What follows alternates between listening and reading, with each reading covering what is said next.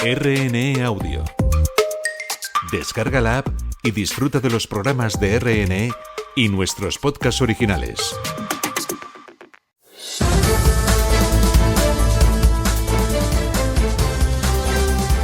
Tablero Global. El análisis y las claves de la actualidad del mundo con Marta Solano, en Radio Exterior de España. El filósofo francés Jean-Paul Sartre decía que cada palabra tiene consecuencias, pero cada silencio también. Lo vemos en las guerras, los que toman partido, los que prefieren mirar hacia otro lado. Ya hay quien en vez de hablar de orden, habla de desorden mundial. El choque entre culturas y civilizaciones nos lleva al caos más absoluto, al odio, al racismo, a la intolerancia. Incluso de vecinos de los que apenas nos separan unas millas o que conviven con nosotros. Los discursos xenófobos resuenan en las instituciones de los países, en el Parlamento Europeo y en el mundo. La Alianza de Civilizaciones de Naciones Unidas, impulsada por el expresidente español Rodríguez Zapatero, ha cumplido 20 años y pretende abrir un diálogo permanente entre culturas, religiones y sociedades para prevenir conflictos. ¡Comenzamos! Tablero Global. El análisis y las claves de la actualidad del mundo con Marta Solano, en Radio Exterior de España. Esta semana se ha celebrado en la Universidad Complutense de Madrid unas jornadas bajo el título La Academia al Servicio de la Paz. ¿Para celebrar el qué? Pues este 20º aniversario de la Alianza de Civilizaciones. De ello nos habla nuestra firma invitada de hoy, es Manuel Gazapo Lapallese, experto en relaciones internacionales. La Alianza de Civilizaciones nació hace 20 años como una respuesta a un mundo que parecía fracturarse tras el 11S y el 11M. Frente a la narrativa del choque de civilizaciones, España impulsó, con el apoyo de Naciones Unidas, una iniciativa destinada a reducir tensiones, promover el entendimiento intercultural y reforzar la cooperación internacional. Su premisa era clara: la seguridad ya no puede entenderse solo desde la óptica militar, sino desde la seguridad humana, la prevención y la construcción de resiliencia social. Durante estas 2 décadas, la Alianza ha servido como plataforma diplomática para que gobiernos, universidades y actores sociales trabajen juntos en ámbitos como la educación, la prevención de la radicalización violenta, la gobernanza migratoria o la protección de minorías. Desde la perspectiva de la seguridad internacional y la geopolítica, ha permitido introducir en la agenda global un enfoque preventivo que complementa a los mecanismos tradicionales de gestión de crisis. Su valor se aprecia también en su alineación con la responsabilidad de proteger, principio aprobado por Naciones Unidas en 2005. Todo ello ha hecho que la Alianza haya tenido casos de éxito, así como sensibles fracasos. Esa es la realidad. Ahora, 20 años después, en un contexto marcado por guerras, desinformación y polarización social, la Alianza de Civilizaciones sigue recordándonos que la seguridad no solo es defensa, es convivencia, instituciones fuertes y sociedades capaces de resistir discursos que buscan dividirnos.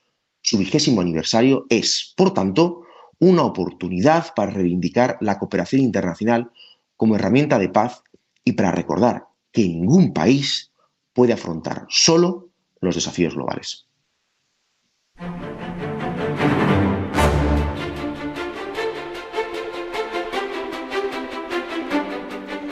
Hoy en nuestra entrevista tenemos el honor, saludamos al exministro de Asuntos Exteriores, actual alto representante de la ONU para la Alianza de Civilizaciones.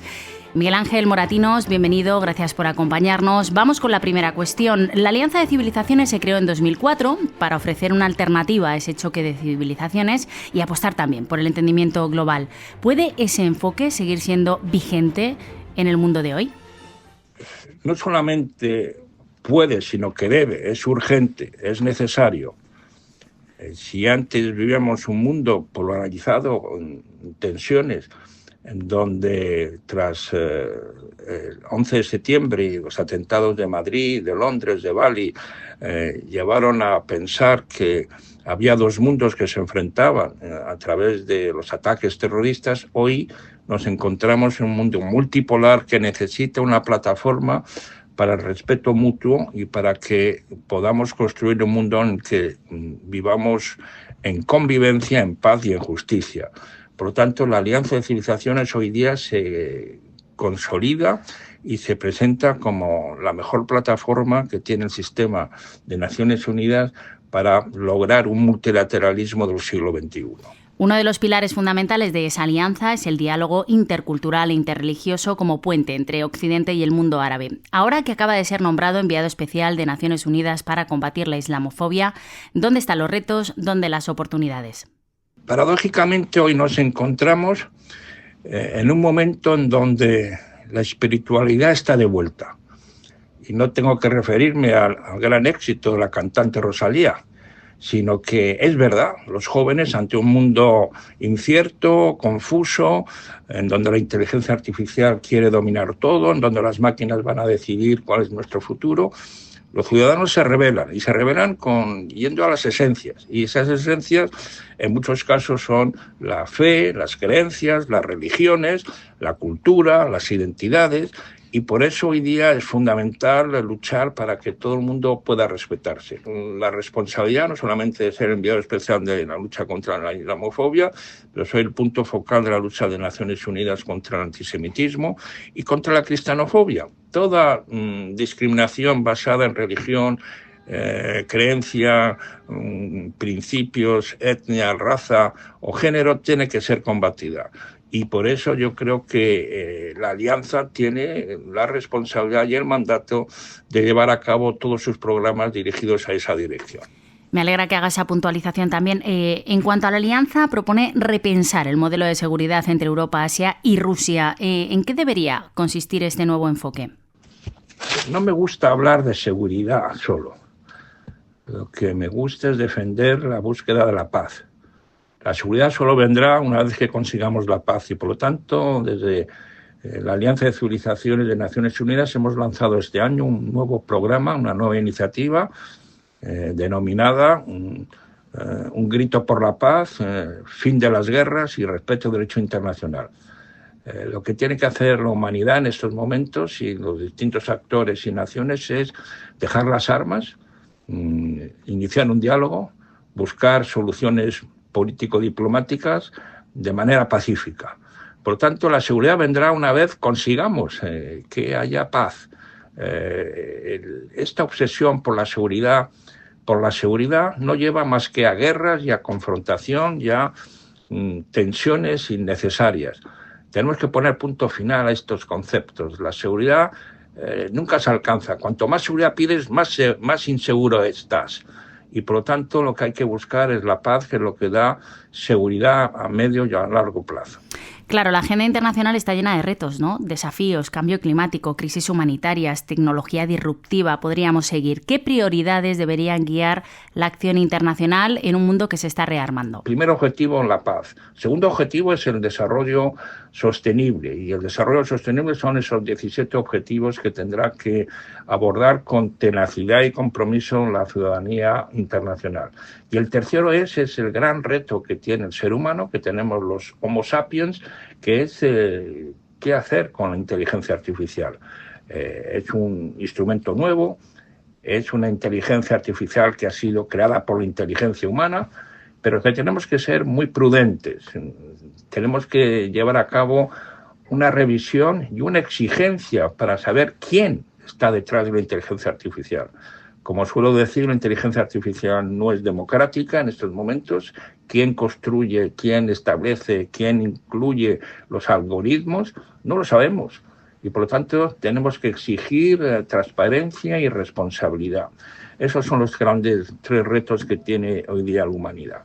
Usted ha dicho recientemente que por primera vez en sus más de 40 años de carrera diplomática se siente extremadamente preocupado porque si seguimos así podríamos acercarnos a una tercera guerra mundial. ¿Qué señales le llevan a hacer esta advertencia? Hace casi 2 años hice esa predicción, parecía inverosímil. Y sin embargo, hoy constatamos que las guerras, en lugar de haberse parado, de haberse eliminado, pues siguen presentes en el día a día de este siglo XXI. No solamente en Ucrania, sino sí, tenemos un alto el fuego en Gaza y en Palestina, y en Israel, pero muy frágil. Tenemos un horror en África, en Sudán. tenemos focos de desestabilización en prácticamente los 3 continentes. América Latina, que era un continente de paz, está ahora sometida a enormes tensiones y a unos interrogantes donde puede surgir un nuevo conflicto. Por lo tanto, estamos jugando con fuego. Mi predicción o mi afirmación era para que la gente se despertase y pidiese a sus dirigentes que acabasen con las amenazas militares, que acabasen con las apuestas de guerra. Lo que tienen que apostar la ciudadanía del siglo XXI es por la paz y exigir a sus dirigentes que pongan fin a los conflictos y a las armas. Nelson Mandela.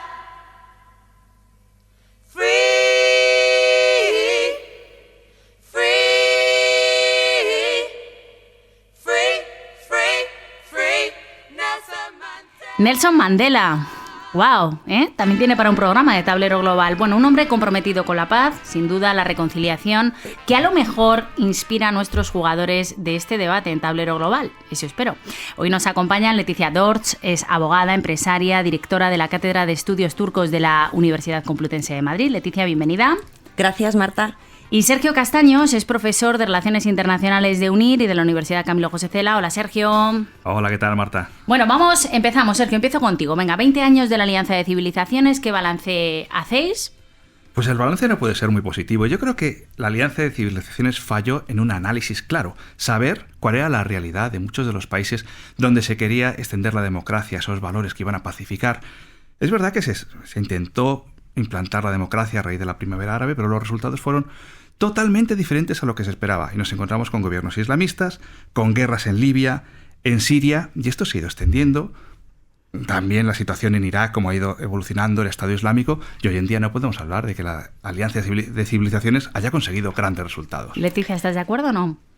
No estoy de acuerdo. 20 años de una alianza por la paz, de una alianza en valores, de la mejor plataforma que tenemos como herramienta de diálogo, de convivencia y de respeto, y del mejor entendimiento de que somos una sola humanidad. Uh-huh. Decía Moratinos en la entrevista que, bueno, vaya lujo, tener al alto representante, ¿no?, de Naciones Unidas en la Alianza de Civilizaciones. Decía que la obsesión por la seguridad no va a resolver los problemas del mundo, ¿no? Al contrario, que no solo deberíamos de hablar de seguridad, pero los estados están en esto, hablan de seguridad, Sergio. Claro, pero todo esto viene por los errores que se han cometido. Vámonos a Palestina, se crea la Autoridad Nacional Palestina, se celebran elecciones. ¿Quién gana esas elecciones? ¿Las gana Hamás? ¿Cuál es el principal problema que tenemos ahora en Oriente Medio? Hamás. Y analicemos muchísimas situaciones que se han ido repitiendo. La guerra contra el terror fue un error, y ahí esto creo que coincidimos todos. Las acciones que se llevaron a partir de los atentados del 11S, pues han llevado a dividir todavía más a Oriente y a Occidente, ya que haya un sentimiento de odio por parte de muchas comunidades, por parte de muchos países que ven en la guerra contra el terror y en todas las acciones que se han ido llevando a cabo, incluso dentro de iniciativas de paz, pero que han ido acompañadas de medidas más encaminadas hacia la seguridad, han ido generando distancia, odio, y hoy en día vemos que vivimos en un mundo totalmente polarizado, donde a pesar de todas esas buenas iniciativas no se están consiguiendo resultados. También es verdad, Leticia, que cuando ponemos la seguridad en el centro, ¿qué ocurre? Esta espiral de rearme, ¿no? Vemos a unos países que se rearman y dices, no vaya a ser, me voy a rearmar yo también. Y en esas estamos, ¿eh? Hay una carrera armamentística ahora mismo en el mundo brutal. Ya sabemos, Marta, lo que trae la guerra, sabemos las consecuencias, lo vemos cada día, tenemos mucho más acceso a estas imágenes que seguimos consintiendo, ¿no? Y que hay que revertirlo, y hay que entender que la seguridad solo se va a garantizar si conseguimos vivir en un mundo de paz, y nunca va a ser al revés. Nunca vamos a conseguir la paz mediante la seguridad, porque, como acaba de señalar el señor Moratinos, siempre nos va a traer mucha más inseguridad. En vuestra opinión, ¿qué hace falta para fomentar este diálogo, combatir el racismo, la islamofobia? No sé, ponerme algún ejemplo, aunque el señor Moratinos ha hablado de otras etnias, grupos minoritarios, la persecución de los cristianos también, el antisemitismo, etcétera, etcétera, ¿eh? Primero entenderlo. Está claro que no se puede ni imponer la democracia con los tanques, ni pretender que países que no han tenido una tradición en respeto a derechos humanos, democracia, de la noche a la mañana lo tengan. Pero podemos venir a Europa y analizar lo que está pasando en las grandes ciudades. Todavía sigue habiendo guetos. El barrio de Saint-Denis en Francia es un barrio donde la policía ni siquiera se atreve en ocasiones a entrar. Y esa realidad al final es la marginalización. ¿Cómo acabar con esa marginalización? Pues se necesita un programa a muy largo plazo, invertir en educación, invertir en el respeto general a los derechos humanos. Y entendemos esto muchas veces como una confrontación de religiones, y va mucho más allá, no es simplemente religión. Yo creo que la religión no divide, la religión no enfrenta. Lo que enfrenta son las diferentes posturas, y que si hay marginalización, parte de esa sociedad se puede sentir identificada con una tradición, con una realidad que les diferencia del resto, y ahí entramos ya en el debate de nosotros contra ellos. ¿Cómo acabar con eso? Pues se puede acabar, y lógicamente yo he tenido estudiantes franceses, pongo el ejemplo de Francia porque creo que es el más representativo, con diferentes apellidos, algunos de tradición europea, otros de tradición del Magreb, y he visto cómo empieza a haber integración. Pero claro, estoy hablando de un contexto académico. Probablemente en el barrio de Saint-Denis y en otros lugares la situación sea muy diferente. Claro, estamos viendo, por ejemplo, esa fragmentación en el Parlamento Europeo, los parlamentos nacionales, el ascenso, ¿no?, imparable de la ultraderecha también en Europa, en muchos países, no solo aquí en España. El discurso anti-inmigración, Leticia, que está ganando enteros y gana fuerza entre los jóvenes. ¿Qué podemos hacer para frenar todo esto? Bueno, lo que podemos hacer es que necesitamos que los jóvenes se identifiquen. Ahora mismo viven en la incertidumbre y ellos buscan respuestas simples. La solución no es regañarles, la solución es integrarles, la solución es ofrecerles plataformas como es la Alianza de Civilizaciones, en la que tengan oportunidades, se sientan que pertenecen y que entiendan que no hay enemigos, sino que todos formamos parte de una misma sociedad. Y lo que estábamos hablando y la importancia que también tiene la alianza es que la paz es la garantía de los derechos humanos, y tenemos que ir a la base de qué son los derechos humanos, qué es el derecho a la vida, qué derecho tienen los jóvenes a construir su futuro, porque no lo van a heredar, no se lo vamos a dar, lo tienen que hacer ellos, y lo tienen que hacer en cada acto, en cada decisión que tomen, y lo tienen que hacer basado en un mundo de paz, integrado, y en el que la diversidad y las culturas están destinadas a encontrarse. Me gusta que digas eso porque no lo hemos comentado, pero Leticia ha vivido muchos años en Turquía, muchos de sus clientes son de Turquía, y claro, Turquía yo creo que es un crisol de culturas, un país en dos continentes, y que sabe mucho, ¿no? Y ha hecho un gran esfuerzo, aunque últimamente también con Erdogan se está islamizando, y es uno de los problemas de cara a su posible entrada o no en la Unión Europea, ¿no? Pero Turquía puede ser, o ha sido históricamente, un ejemplo en el que nos podemos mirar. Turquía es ahora mismo un socio estratégico para la Unión Europea. Turquía, la entrada de Turquía en la Unión Europea sería una de las decisiones más transformadoras del siglo XXI y sería una victoria de la alianza de las civilizaciones, sería una victoria de la democracia y de cómo Europa, que ahora mismo está cansada, está a la defensiva, podría volver o revertir su estrategia a la vocación de la convivencia. Y la relación de Turquía y la Unión Europea es real. Millones de visitantes, tanto de Turquía como a la Unión Europea, y justo también lo contrario. Y sería también un reconocimiento político de lo que es una candidata formal, es una aliada estratégica, es miembro de la OTAN, es socio de la Unión Aduanera, y es un acto de coherencia como el mayor símbolo global de lo que es un diálogo entre civilizaciones. ¿Ganaría mucho Europa? ¿Europa necesita a Turquía? Se pararon las negociaciones cuando llega el AKP, cuando llega Erdogan, y desde la Unión Europea no se quiere oír hablar de la posibilidad de que Turquía entre como miembro de pleno derecho hasta que no cambie el gobierno.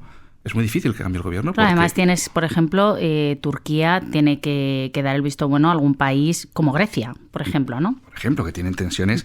Turquía además está jugando un papel estratégico clave, pero con una política pragmática en la que simpatiza con Rusia, mira también hacia Oriente, mantiene las alianzas con los países occidentales, sigue siendo un Estado miembro de la OTAN, pero en cuanto a la Unión Europea es muy complicado. Y si cambiara el gobierno, me refiero, sí. Hablamos de una superpotencia, lugar estratégico, domina muchos choke points, nos unen también muchas cosas, ¿no? Si cambiara el gobierno, es verdad que Turquía es un país con una mayoría clara de población musulmana, pero también hay un porcentaje muy alto de ciudadanos turcos que son seculares, que a pesar de confesar el Islam no se identifican ni con el islamismo ni con posturas radicales, y esa es la realidad de Estambul, por ejemplo, de Ankara, y probablemente se podría abrir una puerta si el gobierno cambiara. Lo veo complicado de todas formas, porque ahí tenemos también el problema de los refugiados, muchas cuestiones en las que Turquía colabora con la Unión Europea, pero siempre como un país al margen, y lo veo complicado, pero bueno, se podría abrir una puerta. Bueno, aquí se han tocado dos pilares fundamentales de la Alianza de Civilizaciones. El primero es la importancia que tiene la narrativa de los medios de comunicación.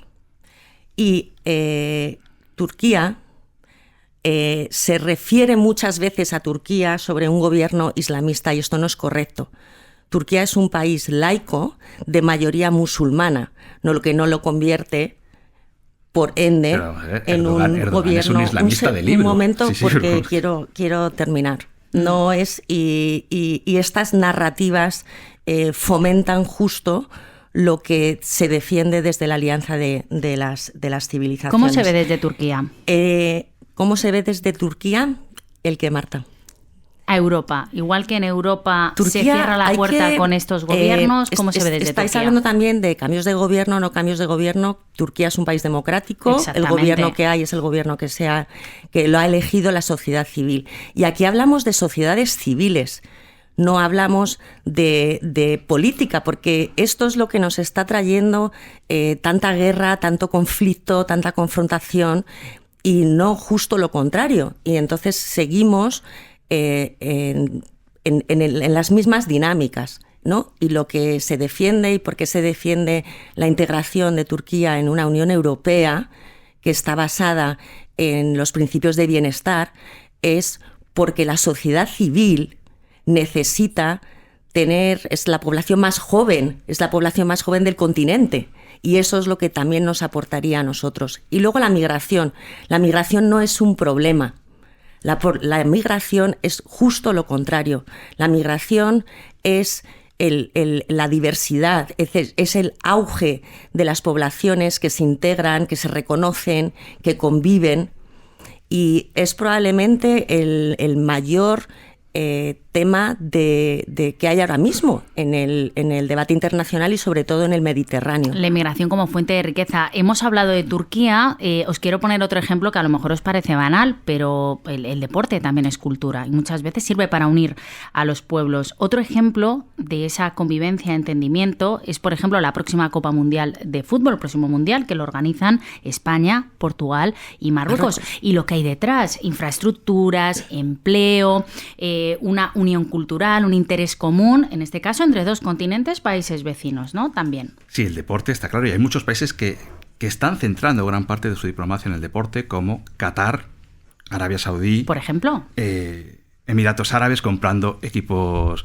de fútbol, compitiendo entre ellos para ver quién consigue más relevancia. Y el Mundial que se va a celebrar entre España, Portugal y Marruecos es un claro ejemplo de una integración regional que va más allá, que separa la frontera del Mediterráneo y que trata de unir. Pero hablamos de esa convivencia, de esa alianza, que a mí sobre el papel me parece perfecto, y ojalá se pudiera avanzar, y ojalá pudiéramos vivir en un mundo sin guerra, sin conflictos, pero la realidad es muy diferente, y la realidad que vivimos entre España y Marruecos es de una tensión permanente. Tensión porque Marruecos tiene la llave para garantizar algunas cuestiones que afectan a la seguridad en España. Tensión porque la migración sí es diversidad, pero la migración genera tensiones sociales. Y esto no lo podemos ignorar, que es muy bonito que podamos hablar con personas de diferentes países, pero si esas personas llegan a un país y no tienen en qué trabajar y no tienen dónde vivir, y al final pues generan diferencias, conflictos entre la sociedad que ya está asentada en esos países, nos vamos a encontrar con tensiones. Esa visión siempre se tiene, y a mí me interesa también mucho la visión de Leticia, que eres española y has vivido en Turquía. Es verdad que Turquía a lo mejor no es el mejor ejemplo porque es un país muy abierto en muchos aspectos, y Estambul, etcétera, pues bueno,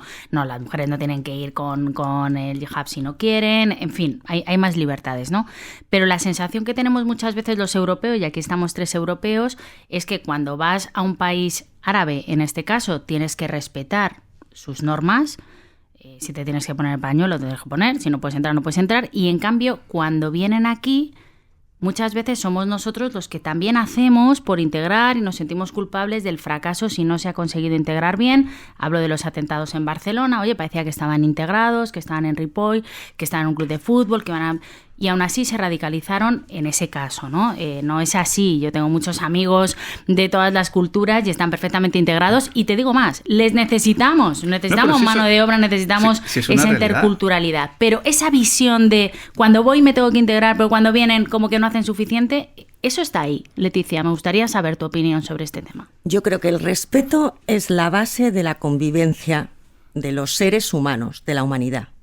Y pienso que la integración tiene que ser mutua en las 2 direcciones, y para eso hay que educar a la sociedad, hay que educar y explicar y hacer entender que las personas podemos convivir porque no hay nada que nos pueda separar.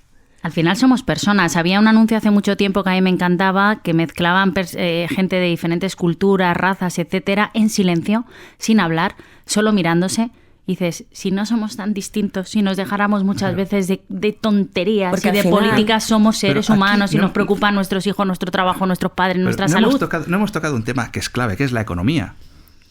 Si la situación económica es boyante, pues normalmente nos surgen estas tensiones. Pero cuando hay comunidades marginadas, comunidades que viven en la pobreza, eso genera choque y al final todas estas tensiones sociales que se van desarrollando. Os voy a pedir para terminar que me recomendéis un libro o una peli, a mí y a los oyentes, sobre este tema alianza de civilizaciones. Puede ser una novela, una serie, en fin, lo que queráis, Sergio. Pues mira, mi compañero Isaías Barreñada coordinó un libro que se llama Alianza de Civilizaciones, Seguridad Internacional y Democracia como Política, justo en el momento en el que se inició este proyecto de Alianza de Civilizaciones, que plasma perfectamente cómo era la situación en ese contexto 20 concreto. años ya, 20 años. Venga, Leticia, tu recomendación. El libro Us versus Them, Nosotros contra ellos, de Ian Bremen, porque muestra cómo la globalización ha dejado a muchos ciudadanos atrás y ha habido un aumento de la xenofobia, de la polarización, y deja a millones de personas sin protección económica, sin identidad y sin sensación de permanencia. Y cómo hay que reconstruir sobre la confianza, la cohesión social y el sentido de comunidad. Y entender que ningún país puede prosperar si los ciudadanos viven en una guerra identitaria y emocional permanente. Me habéis puesto deberes los 2 para el fin de semana. Leticia Dorch, abogada, empresaria, directora de la Cátedra en Estudios Turcos de la UCM. Gracias, Leticia, por acompañarnos. Tenemos que hacer un programa de Turquía también, Sergio Castaños, un placer como siempre, Sergio, profesor de Relaciones Internacionales de UNIR y de la Universidad Camilo José Cela. Gracias, Sergio. Muy bien, muchísimas gracias. Bueno, pues gracias también a Julio Rojo, a los mandos técnicos, Juan Carlos López en la producción. Sin ellos este programa, ya se lo digo, no sería posible, Por mi parte nada más. Seguiremos moviendo las fichas sobre el tablero en 7 días más. Aquí les espero. Adiós.